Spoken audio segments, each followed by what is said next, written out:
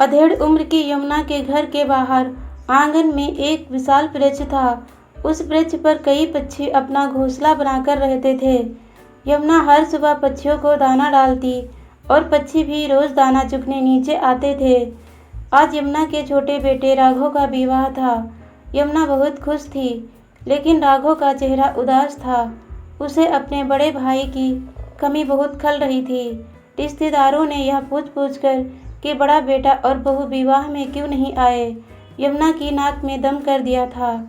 सच्चा कारण तो यमुना किसी को बता नहीं सकती थी। उसने बात को टालते हुए कहा, बच्चे की परीक्षा का समय है, इसलिए वे लोग नहीं आ पाए। उसकी परीक्षा खत्म होते ही आ जाएंगे। लेकिन लोगों को चैन कहाँ था। कानाफूसी चल ही रही थी। पंचायत करने के लिए सभी आतुर हो रहे थे। कोई कहता बताती बनती नहीं होगी बहू से, इसीलिए नहीं आई। कोई कहता यमुना स्वभाव से कितनी तेज तर्रार है, झगड़ा हो गया होगा। देखना कुछ ही दिनों में छोटी भी चली जाएगी। धूमधाम के साथ राघव का विवाह संपन्न हो गया। अपने भाई भाभी की कमी को महसूस करता हुआ राघव अपने साथ अपनी पत्नी को ब्याह कर घर ले आया। राघव घर की हर बात जानता था। छोटी से छोटी बात पर अपनी माँ और भाभी के बीच होने वाली तू मैं कैसे झगड़े का रूप ले लेती थी, उसे सब याद था। बात कभी बड़ी नहीं होती, उसे बड़ा बना दिया जाता था। इस तरह लगभग हर रोज ही घर में महासंग्राम छिड़ जाया करता था। राघव चिंतित था। वह सोच रहा था, माँ को तो वह बदल नहीं सकता, पिताजी हैं नहीं, वरना वह माँ को समझाते। उसकी पत्नी श्वेता का स्वभाव समझदारी, विनम्रता और सहनशीलता वाला होना चाहिए। वह श्वेता को जानता ही कितना था। कोई प्रेम विवाह तो था नहीं जो पहले से जाना पहचाना स्वभाव हो। सब कुछ भगवान भरोसे ही था। उसने सोचा कि वह श्वेता को पहले ही सब कुछ समझा देगा, कि माँ की बातों को एक कान से सुनकर दूसरे से निकाल दे, उनकी बोली बातों पर ज़्यादा ध्यान ना दे। रात को राघव ने अपनी पत्नी से कहा, श्वेता अब तुम्हें ही इस घर को संभालना है। श्वेता ने बीच में ही प्रश्न कर दिया, भैया भाभी क्यों नहीं आए राघव? राघव ने बिना छिपाए श्वेता को सब सच सच बता दिया। श्वेता माँ और भाभी की आपस में बिल्कुल नहीं बनती। छोटी छोटी बातों में बड़े बड़े झगड़े हो जाते थे। किंतु एक दिन तो माँ ने सारी हद पार कर दी। भाभी की गलती इतनी ही थी कि वह बिना नहाए ही रसोई में आ गई थी। माँ का पारा चढ़ गया और तू मैं से बात इतनी बढ़ गई कि माँ ने वह कह दिया जो उन्हें हरगिज नहीं कहना चाहिए था। ऐसा क्या कह दिया माँ ने? माँ ने कहा, निकल जाओ मेरे घर से और मेरे मरते वक्त तक मुझे अपनी शक्ल मत दिखाना। भैया भी घर पर ही थे। उन्होंने माँ के पास आकर कहा, माँ आप यह क्या कह रही हो? अभी आप गुस्से में हो, शांत हो जाओ। माँ ने भैया को भी कह दिया, जोरू का गुलाम बना फिरता है तू भी चला जा। भाभी रो रही थी, भैया भी रोने लगे, लेकिन माँ का गुस्सा कम नहीं हुआ। बस उसके बाद भैया भाभी ने अलग रहना ही उचित समझा। रोज रोज की कलह से वे दोनों भी उकता चुके थे। एक ही शहर में अलग होकर रहने से अच्छा है भैया ने अपना तबादला ही करवा लिया। वह भी भाभी की तकलीफ कब तक यूं ही देखते। थोड़ी गलती भाभी की भी थी। उन्हें वह काम नहीं करना चाहिए था जो माँ को पसंद नहीं, किंतु वह भी अपनी ही चलाती थी। सहनशीलता की उनमें भी कमी थी। श्वेता ने बीच में कहा, हाँ राघव तुम सही कह रहे हो, ताली हमेशा दोनों हाथों से ही बजती है। श्वेता माँ के वो जहरीली शब्द भैया भाभी को सूल की तरह चुभ गए और उन्होंने घर छोड़ दिया। पता नहीं उन शब्दों के लिए आज तक भी माँ को पछतावा है या नहीं। श्वेता कटु वचन तो तीर की तरह होते ही हैं। एक बार जीभ से निकल गए तो फिर वापस नहीं आते। किसके दिल पर जाकर वह कटु वचन लगते हैं, उसे ऐसा आघात पहुँचाते हैं कि उसका वह घाव नासुर बन कर ताउम्र उन्हें परेशान करता रहता है। भैया भाभी के साथ भी यही हुआ है। श्वेता मैं तुमसे यह उम्मीद लगा रहा हूँ कि तुम सब संभाल लोगी। भैया भाभी तो चले गए, किंतु हम माँ को अकेला छोड़कर कहीं नहीं जा सकते। हमें हमेशा यहीं रहना होगा, माँ के पास। क्या तुम माँ के गुस्से को अपने प्यार और सहनशीलता से काबू में रख सकोगी? राघव, तुम चिंता मत करो, मैं पूरी कोशिश करूँगी कि सब कुछ संभाल सकूँ। राघव, क्या माँ को अब भी इस बात का एहसास नहीं कि उन्हें इस तरह के शब्द नहीं कहने चाहिए थे? पता नहीं श्वेता, उनके दिल में क्या चल रहा है। किसी को कुछ बताती भी तो नहीं। मैंने कितनी बार उन्हें समझाया कि भैया भाभी को फ़ोन करके बुला लो, लेकिन वह अपनी जिद पर ही अड़ी हुई हैं। राघव और श्वेता की सुहाग रात की शुरुआत इन्हीं बातों से हुई। उसके बाद सब कुछ भूलकर वह दोनों एक दूसरे की बाहों में खो गए। दूसरे दिन सुबह उठकर श्वेता ने राघव से कहा, अच्छा हुआ तुमने मुझे सब कुछ सच सच बता दिया। अब मुझे माँ के साथ सामंजस्य बिठाना शायद थोड़ा आसान हो जाएगा। मैं वैसा ही सब करूँगी जैसा वह चाहती हैं। Thank you Shweta, love you. मुझे तुमसे ऐसे ही जवाब की उम्मीद थी। दूसरे दिन सुबह से ही श्वेता की संघर्षों से भरी जिंदगी की शुरुआत हो गई। उसने राघव को तो दिलासा दे दिया कि वह सब कुछ संभाल लेगी, किंतु उसके मन में तूफान उठा था। कई सवाल उठ रहे थे। वह सोच रही थी कि हे भगवान, यदि माँ का स्वभाव इतना तेज है तो कैसे निभाएगी वह। हफ्ते 15 दिन तक अपनी बहू पर प्यार बरसाने वाली यमुना धीरे धीरे अपने स्वभाव के असली रंग दिखाने लगी। बात बात पर टोकना, श्वेता के हर काम में कमी निकालना, उसके हाथों से बने भोजन का अपमान करना, सब शुरू हो गया। राघव की बात को ध्यान में रखते हुए श्वेता ने इस तरह की बातों पर बिल्कुल ध्यान नहीं दिया। इसी तरह चलता रहा।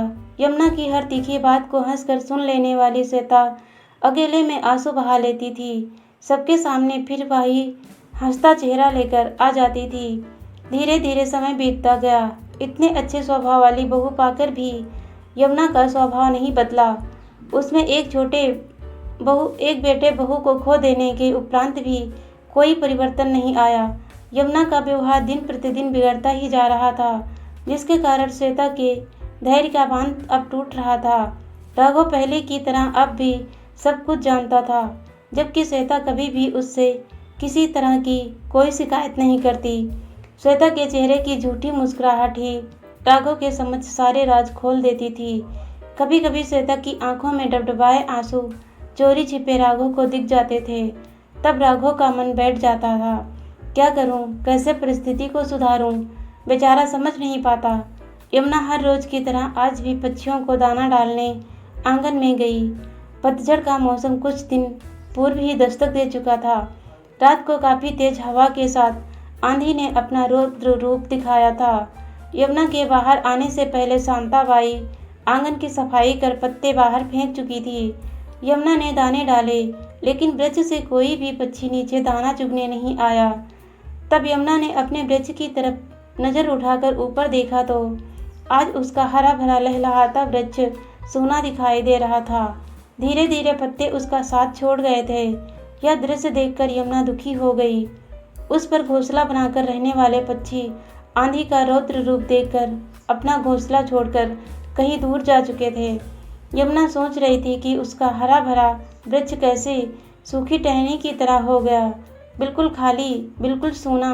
पक्षियों को आराम नहीं, पत्तों का साथ नहीं, इसलिए वह भी यहाँ से चले गए किसी और घने वृक्ष पर अपना नया घोंसला बनाने, जहाँ उन्हें सुकून मिलेगा, उनका मन आनंदित होगा, उनकी सुबह रंगीन होगी, शाम आराम से शांति प्रिय वातावरण में उन्हें सोने देगी। यही सब तो चाहिए होता है। इतना सोचते हुए उसने अपने आंगन के साथ ही साथ अपने घर के अंदर भी नज़र डाली, जो उसे आज इस सूने खाली वृक्ष की तरह ही नज़र आ रहा था, जिस पर से कुछ पंछी सुख शांति की तलाश में कहीं दूर जा चुके थे। एक छोटा सा घोंसला जिसमें उसका बड़ा बेटा, बहू और चिंटू रहा करते थे। वह भी इतना सोचते ही सोचते वह उठ खड़ी हो गई। उसने फिर सोचा, यदि उसका छोटा बेटा और बहू भी नहीं, उसे अपने घर को हरा भरा रखना है, इस वृक्ष की तरह सूना नहीं करना है। आज पहली बार उसे अपने बड़े बेटे और बहू की कमी खल रही थी। उनकी याद सता रही थी। वह बेचैन हो रही थी। अपनी गलतियों का एहसास होते ही उसके बोझ तले यमुना का दम घुट रहा था। किस तरह अपनी बड़ी बहू को वह ताना मारा करती थी, बात बात पर अपमान करती थी, उसके हर काम में कमी निकालती थी, कभी उसे चैन से जीने ही नहीं दिया। आज वह यही सब अपनी छोटी बहू के साथ भी कर रही है। वह सोच रही थी आखिर क्यों उसने ऐसा व्यवहार किया, क्यों बहुओं को बेटी जैसा प्यार न दे पाई। पश्चाताप के आंसू उसकी आंखों से नीचे टपक रहे थे। उन्हें पोंछने के लिए आज तो उसके पास एक बेटा बहू है, लेकिन यदि वे भी उसके गुस्से की आंधी के रौद्र रूप से घबरा कर अपना घोंसला कहीं और बना लेंगे तो वह क्या करेगी। इस पतझड़ के मौसम में अपने पत्तों से बिछड़े सूने वृक्ष ने यमुना को उनकी गलतियों का एहसास करा दिया। आज दोपहर को जब वे खाना खाने बैठे तो आज पहली बार खाना खाने का पहला कौर खाते ही यमुना ने कहा, वाह बेटा, सब्जी कितनी स्वादिष्ट बनी है, बहुत ही अच्छा है, अच्छा खाना है। राघव और श्वेता एक दूसरे की तरफ अचरज भरी नज़रों से देखने लगे।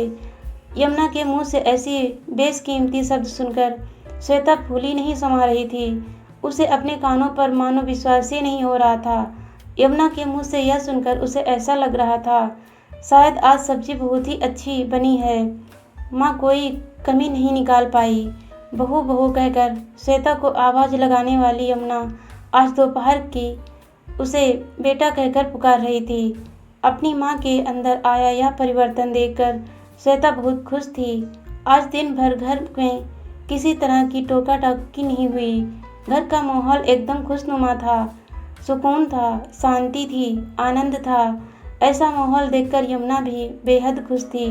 उसके मन में भी आज कोई तनाव नहीं था, क्योंकि वह आज अपनी श्वेता के काम में कमियां ढूंढने के बदले उसके काम की अच्छाइयां देख रही थी, और ऐसा करके उसे बहुत ही खुशी महसूस हो रही थी। श्वेता के हर काम में यमुना मदद भी करने लगी, उससे अच्छी बातें करने लगी। राघव अब हर रोज़ श्वेता को खुश देखता और खुद भी खुश होता। यह खबर बड़े बेटे और बहू तक भी पहुंच गई। राघव ने यमुना से कहा, माँ भैया का फ़ोन आया था, मिलने बुलाया है, सोच रहा हूँ 3-4 दिनों के लिए जाकर मिल आते हैं। यमुना ने कहा, रुक जाओ, और जाकर सीधे फ़ोन उठाया। आज अपना अहंकार छोड़, अपना स्वाभिमान छोड़कर उन्होंने अपनी बड़ी बहू को फ़ोन लगा दिया और कहा, हेलो। उधर से अंजलि ने फ़ोन उठाकर कहा, हेलो।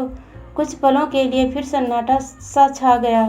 यमुना कुछ कह नहीं पा रही थी, लेकिन हेलो शब्द सुनकर अंजलि माँ की आवाज़ पहचान गई थी। उसी ने पहल करते हुए कहा, माँ। यमुना फूट फूट कर रोने लगी। उससे कुछ कहा नहीं जा रहा था। तब तक श्वेता भी वहाँ आ गई। अपने आप को संभालते हुए यमुना ने कहा, अंजलि बेटा, मुझे माफ़ कर दो। फ़ोन स्पीकर पर था। यमुना का बड़ा बेटा माधव भी वहीं पर था, वह भी सुनने लगा। अंजलि ने कहा, माँ आप ऐसा क्यों कह रही हो। नहीं बेटा, इस शादी में तुम्हारी तीनों की बहुत कमी लगी। मैं अपने गुस्से में बोले हुए शब्द वापस लेती हूँ। मैं तुम्हारा इंतज़ार करूँगी, यदि मुझे माफ़ कर सको तो। पता नहीं मैंने ऐसा क्यों किया। मैं जानती हूँ ज़्यादातर गलती मेरी ही थी। तुम्हारे जाने के बाद भी मुझे यह एहसास नहीं हुआ, लेकिन अब मुझे अपनी गलतियों का पश्चाताप करने का एक मौका दे दो। नहीं माँ, आप ऐसा मत कहो, और प्लीज़ माँ, आप रोना बंद कर दो। गलती तो हमारी भी है, हमें भी आपकी गुस्से में बोली बात के कारण घर नहीं छोड़ना चाहिए था, पर जो हो गया सो हो गया। अब आगे हम सब जितना भी अच्छा कर सकते हैं ज़रूर करेंगे। हम आ रहे हैं माँ, आप सबसे मिलने। अंजलि के फ़ोन रखने के बाद उसने जैसे ही माधव की तरफ देखा, उसकी आंखों में आंसू छलक रहे थे। अंजलि ने कहा, प्लीज़ माधव, रो मत। एक माधव ने उसे गले लगाते हुए कहा, अंजलि, इतने दिनों से मुझे इन्हीं लम्हों का इंतज़ार था। कुछ दिनों पूर्व श्वेता के चेहरे पर छाई उदासी देखकर राघव के मन में भी कभी कभी दूर चले जाने का ख्याल आ जाता था, लेकिन अब वह ख्याल उसके दिमाग से गायब हो चुका था। अब तो हर रात श्वेता के चेहरे की खुशी देखकर ही वह सोता था, चैन से, सुकून से, बेफिक्र होकर। राघव सोच रहा था कि माँ के स्वभाव में यदि बदलाव न आता तो इस अच्छे बदलाव के कारण ही उसका घर सोना आंगन बनने से बच गया। इसी बीच श्वेता प्रेग्नेंट हो गई। खुशियाँ कई गुना बढ़ गई। बड़े बेटे बहू का आना जाना भी चालू हो गया। वह तो पास के ही शहर में थे।